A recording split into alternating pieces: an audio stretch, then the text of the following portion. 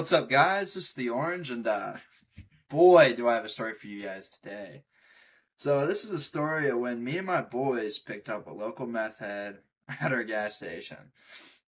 Uh, so now this story happened when I was about 16. I just got my license, and I remember we had a baseball game. I played baseball back in high school, and we got back pretty late as I believe it was a away game. And I think we got just back before I'd say 10 p.m. And like we were fucking hungry as shit, all that bullshit. So for some context, in our specific town, we probably have more meth shacks and businesses. Grew up in a small town, no businesses like I said. So the gas station was always like a staple go-to get some food, some snacks, all that shit. So I have two new guys and one recurring character.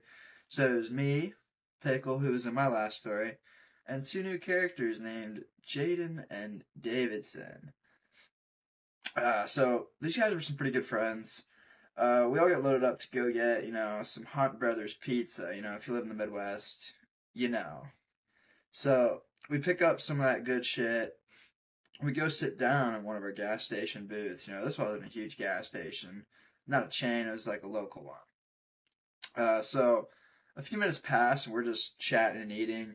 And this booth is directly next to the side door entrance. There was two entrances in. There was one where the pumps were, and then there was one on the other side, just on the street. And randomly a guy walks in out of breath, and he leans up on one of those shitty quarter tattoo dispenser things, and which I immediately thought was weird. I was like, what the fuck is going on? Like, this guy looks kind of creepy. I immediately had a bad feeling is what I'm trying to say. And I unfortunately make eye contact with this guy, and he limps over to our table begging for a ride home. Now, me being the only logical thinker in the group, we'll come back on this. I start looking around at everyone like, what the fuck is going on, guys? Like, what the fuck? Like, how am I the only one thinking this? This is weird. Like, everyone else is just looking normal. And, I finish eating and I start to walk out, and he walked up to the counter, as we're kind of walking out, he's in front of us. And he picks up a carton of cigs or something. They were 24/7 cigs. If you're smoking that shit, bro, come on. Get your bread up and just buy some fucking Camels or Marlboros. Come on, bro. So for the ease of storytelling, we're gonna call this specific meth head John. So we start our walk past John while he's at the counter, and I'm the first one walking to the door. He's sitting right in front of the door. The counter was positioned where you had to pass the counter to go to the front entrance. It was right next to each other. And the fear in John's eyes after he spots me, like, it's like his messed up gears in his brain just started turning that, we're just leaving this guy. Which I don't know why. He thought for some reason automatically we're going to give this dude, something. And so he turns back and he's like, yo, where you guys going? I'm like, dude, who the fuck is this guy? And he turns and he's like, bro, I will buy you anything you want. I'll buy you some cigarettes right now. I was 16 at the time. I didn't really smoke. I didn't do any of that shit. So at the time, I didn't take the offer. And, looking back, like I said, I could have gotten a lot more out of this guy, but it wasn't really on my mind at the time. So anyways, everyone but Pickle walks out, and we start discussing the situation at hand. And at first, Jaden's kind of with me, but Davidson is kind of on board with giving John a ride. Now, I was really pissed off at the words that he said, because we all carpooled to this gas station. And whose car we always took to anything was my car. I had this nice 4-door Grand Marquis, if best car in the world, guys, come on. And so now I'm getting pretty frustrated. I'm like, I'm not having some random ass crackhead in my car. Like, for all I know, this guy could have, like, shit his pants or fucking, he might throw up because he seemed obviously intoxicated. So, after a few minutes of discussing the situation at hand, Pickle and John walk out. Now, I already know what the fuck's about to happen. Yeah, Pickle, he feels the urge to help random people at any points of time, and I'm not sure why. So, I know he's about to beg me to take John home. And that's exactly what he fucking does. Now, John walks back inside with Davidson for some fucking reason. And now I'm like, bro, Pickle. Like, bro, what the fuck do you mean you want me to drive this fucking guy home in my car? I'm not driving a meth head home in my car. And, he starts talking. He's like, dude, come on, bro. Come on. And, looking back, I should not have folded, but I did. And I accepted my fate. As, I didn't really know, like, what this guy would do if we denied him a ride. Like, this guy wasn't really crazy looking at him, but, I wasn't taking the chance. So, I have the plan. We come up with a plan, okay? I plan to have John sit shotgun, and I'll have the other three sit behind me. I told Jaden to sit behind him, so, John's riding shotgun. He's sitting behind him as a four-door sedan. Pickle in the middle, and then Davidson behind me. And I gave Jaden a knife, so, if the time arises that, this guy could, like, Modern Warfare 2019 assassinate this guy. And then I told Pickle, sorry, I almost slipped, to take off his belt so he could strangle this guy. I don't know what the fuck I was thinking, but, at the time it seemed the most logical.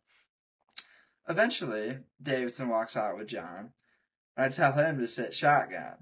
And so now John is super thankful, But, he doesn't stay thankful for a while. This guy kind of had some loose screws. So, we pull out of the gas station, and I'm like, yo, so where's your house at? We've never discussed this. I didn't know how far we were going. Turns out it wasn't too far. So that was good. And he's like, dude, it's right off the fucking highway. I'm like, he names the highway off. I'm like, I don't know where the highway is. Like I said, I was just new to driving. And he's like, how the fuck do you not know where that is? So I'm like, oh, all right, bro. He called me the R word, the slur with people with certain mental or physical disabilities. I think it's just mental, but so a little background here. Like, I don't really have that temper when it comes to ungrateful people. Like, a bunch of 16-year-olds are driving your drunk ass home because you wouldn't walk home. But, I just let it be. We start, it's just silent for a bit. And to kill the silence, I'm like, so why aren't you driving? Like why are you walking to the gas station? And this guy straight up tells me that he got his license suspended for having too many DUIs. Now that was a big fucking surprise.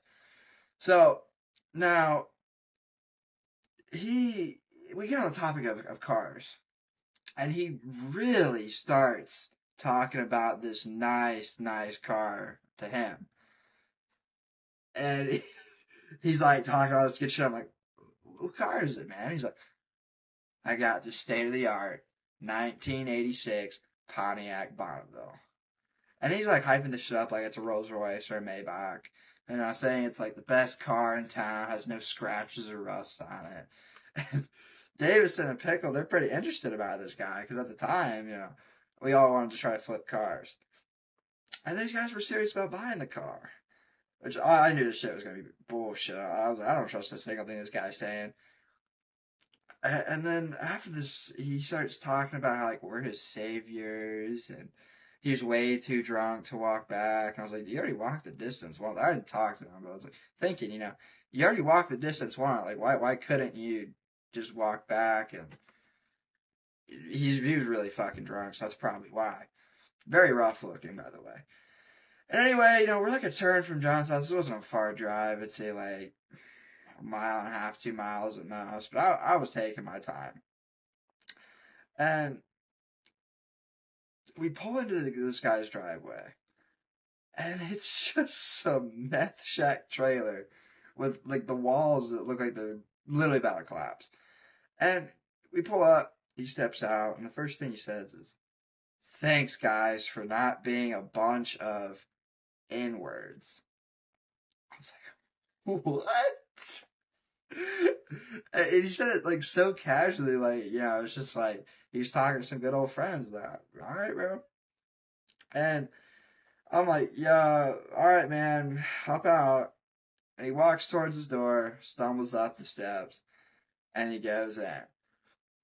And now this guy's gone. We're just like, what the fuck did we just get into? I'm yelling at the guys like, why the fuck would you guys want to take this guy home? I got a bad feeling about this guy. And which I was 100% correct. So the next day of school, which this thing I think happened on maybe a Friday or maybe a Thursday that we didn't have school. It doesn't matter. So my boy Russell tells me he knows a John because he lives like right across the street from him.